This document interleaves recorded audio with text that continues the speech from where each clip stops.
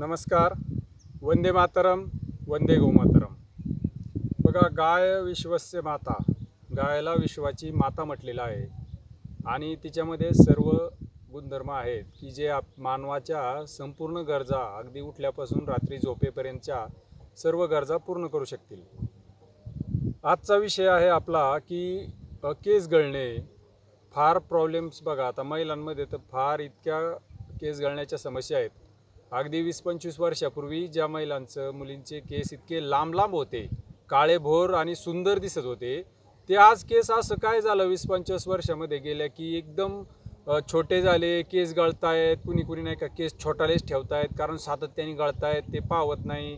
आणि मग असं काय समस्या निर्माण झाली की फार मोठ्या प्रमाणात केस गळायची सुरुवात झाली. बरं, महिलांमध्ये ठीक आहे, पण पुरुषांमध्ये सुद्धा आहे ना फार मोठ्या प्रमाणामध्ये अवेळी ना केस पांढरे व्हायला लागलेत. बघा, फार मोठ्या प्रमाणामध्ये ही समस्या जाणवायला. लहान लहान मुलांचे केस पांढरे व्हायला लागलेत, केस पण गळायला लागलेत फार जलद. आता एक साधारण फार मोठ्या वयानंतर आपण समजू शकतो, पण आत्ताच्या काळामध्ये असं काय झालं बघा. याच्या मागं कारण आहे, आत्ता आपण जे केमिकलचे साबण आणि शॅम्पू वापरतोय. ज्या साबण आणि शॅम्पूमध्ये मोठ्या प्रमाणात केमिकल असतं, तो आपल्या शरीराला तर हानी करतोच, सगळ्यात जास्त हानी करतो डोक्याला आणि डोक्यांमध्ये ज्या छिद्रावरून निर्माण झालेत किंवा ज्या छिद्रामध्ये केस आहे, रोपण आहे त्याचं, त्या छिद्राला तो हल्ला करतो आणि ते छिद्र नष्ट करायचा प्रयत्न करतो. आता ज्या ठिकाणी रोप लावले म्हणजे आपले केस आहेत, त्या ठिकाणी जर त्या साबणाने आणि शॅम्पूने हल्ला केला तर आपले साहजिकच आपले केस गळणार आहेत आणि अवेळी आपले केस पांढरे सुद्धा होणार आहेत. तर त्याच्यावरती ना फार सुंदर परिणाम आहे, सुंदर त्याच्यावर उपचार आहे. ह्या काय आत्ता आपण शोधलेलं नाही, फार कालावधीपूर्वी आहे ना आयुर्वेदात सुद्धा साबण आणि डोक्याचं तेल याचा उल्लेख आहे. तो कसा कार्य करतो बघा. केमिकल फ्री साबण जर बनवले तर त्याच्यापासून आहे ना आपल्याला कोणत्याही प्रकारचा दुष्परिणाम जाणवत नाही किंवा त्वचेवरती आपल्याला घामोळे येत असतात, सतत खाजवायला येत असते, तर ती पण समस्या दूर होते. आणि खोबऱ्याचं शुद्ध तेल जर लावलं तर आपले आप केस साधारणतः 3 ते 6 महिन्यामध्ये काळे व्हायला सुरुवात होते. तर आता या बाजारातल्या केमिकलच्या साबण आणि शॅम्पूला आपण साबण हा पर्याय तयार केलेला आहे आणि शॅम्पूसुद्धा हा पर्याय तयार केलेला आहे. परंतु साबणाचंच बेस मटेरियल हे शॅम्पूमध्ये असल्यामुळं आपण उत्तम प्रकारे साबण वापरू शकतो आणि आपले केस गळती पूर्णपणे थांबवू शकतो. आता साबण ज्यावेळेस आपल्याकडे पोहोचेल, आता आमचं प्रयत्नाला यश आलेलं आहे, बऱ्यापैकी आपले केस गळायचे संपूर्ण थांबतात. 5 ते 6 वेळा आपण जर साबण वापरला महिलांमध्ये सुद्धा तर संपूर्ण केस गळती थांबून जाते. आणि कोंडा असेल, डॅन्ड्रफ बघा, सारखं वारंवार डोक्याला खाजवायला येतं, ते तर 2 ते 3 वेळा वापरलं तरी पूर्णपणे थांबून जातो.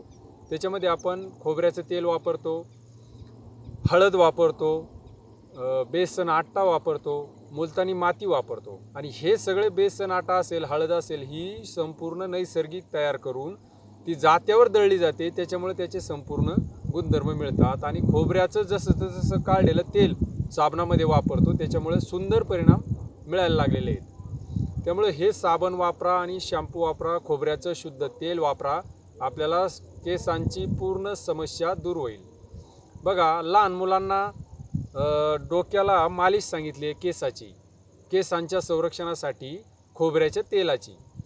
आता तर अलीकडं हे तर फार बंदच झालं आहे. त्याच्यामुळं काय होतं आहे, मुलांच्या दृष्टीवर सुद्धा परिणाम होतो, मुलांच्या मानसिक वाढीवर सुद्धा परिणाम होतो.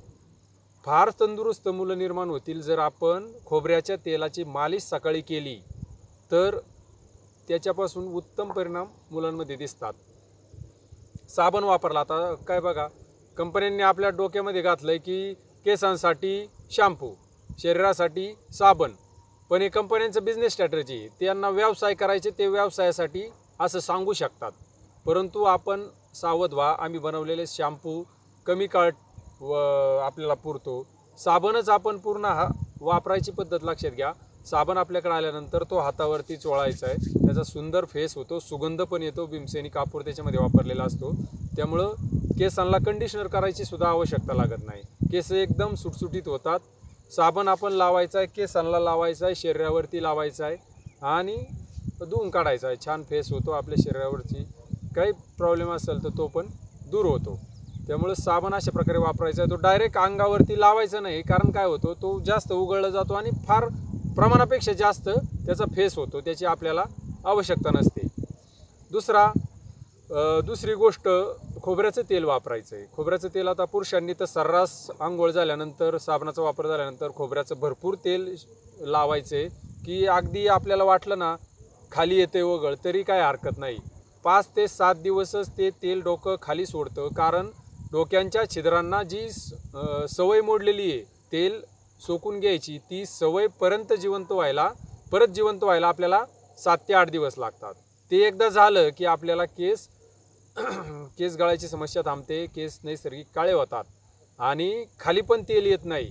इतकी सुंदर ही पद्धत आहे. आणि महिलांनी सुद्धा 2 ते 4 दिवसानंतर, आठवड्याने कोणीतरी केस धुत असतं, त्यावेळेस व्यवस्थित साबण वापरायचा, हातावर लावून डोक्याला लावायचा आहे, अंगाला लावायचा आहे आणि खोबऱ्याचं तेल त्यानंतर डोक्यामध्ये अशी मालिश करायची आहे चांगली. त्याच्यामुळं काय होणार आहे, मुळांना ते पोषण, आपल्या केसांच्या मुळांना पोषण मिळणार आहे आणि सुंदर काळे केस होणार आहेत. सौंदर्याची निशाणी बघा, हे काळे केसच आहेत. आणि तेच गेले की महिलांमध्ये तो न्यूनगंड तयार होतो. तो होऊ देऊ नका. अतिशय उत्तम प्रकारे साबण तयार झालेले आहेत. आपण ते वापरा. त्याचे परिणामही फार सुंदर आहेत. आणि जसं जसं सेल वाढतोय, विक्री वाढते, तसं तसं आपण साबणाचे कॉस्टिंगसुद्धा कमी करतोय. बघा, ही एक व्यवस्था आहे जी इंग्रजी व्यवस्थेला किंवा परदेशी कंपन्यांना टक्कर देण्यासाठी आपण सुरू केली आहे. त्याच्यामध्ये सुद्धा एक स्वदेशीचा नारा आहे आपला, स्वदेशी वापरा आणि देश वाचवा. कारण विदेशी कंपन्यांनी जे आपले हाल चालवलेत बघा, त्यांच्या सगळ्या आपण प्रचंड संपूर्ण समाज त्यांच्या हातामध्ये, बुट्टीमध्ये पैसे पण देतोय आणि आपण आजारसुद्धा ओढावून घेतोय. त्यामुळं केस गळायचे थांबतच नाही. ते आपल्या शरीराला काही त्याचा उपयोग नाही आहे आणि त्याच्यामध्ये इतकं केमिकल टाकलेलं असतं की त्याच्या वासाने कालांतराने कॅन्सर होण्याची शक्यता आहे. त्यामुळं हे नैसर्गिक साबण, शॅम्पू आपण वापरा, तेल वापरा, आपल्या कुटुंबाचं संरक्षण करा, ही सर्वांना विनंती आहे. बाकीचे विषय पुढच्या याच्यामध्ये घेऊ. संपूर्ण नैसर्गिक जीवनपद्धती जगणे हा आमचा मुख्य ध्येय आहे. त्याच्यामध्ये आपली देशी गाय असेल, देशी गाय संवर्धन करा, वाचवा, तिची संख्या वाढवा, कारण भविष्यामध्ये हीच गाय आपल्याला, समाजाला वाचवणार आहे. लक्षात घ्या, ही आत्ता काळाची गरज आहे. आत्ताच काळाची पावलं ओळखा आणि त्या दिशेने प्रयत्नाला एक पाऊल टाकलं तर 5-7 वर्षामध्ये आपण त्या दिशेला जाऊ. पण आजच मी काय करू शकतो म्हटलं तर आपण तिकडं जाऊ शकणार नाही. व्हिडिओ फार लांब होईल. पुढं अजून पण व्हिडिओ येतील. दंतमंजन असेल, तुमच्या त्रिफला असेल, वैदिक नस्य असेल, अमृतधार असेल, अनेक गोष्टी आपण आता तयार केलेल्या आहोत. ते पुढच्या व्हिडिओमध्ये दिसेल. धन्यवाद. जय गोमाता. वंदे गोमातरम.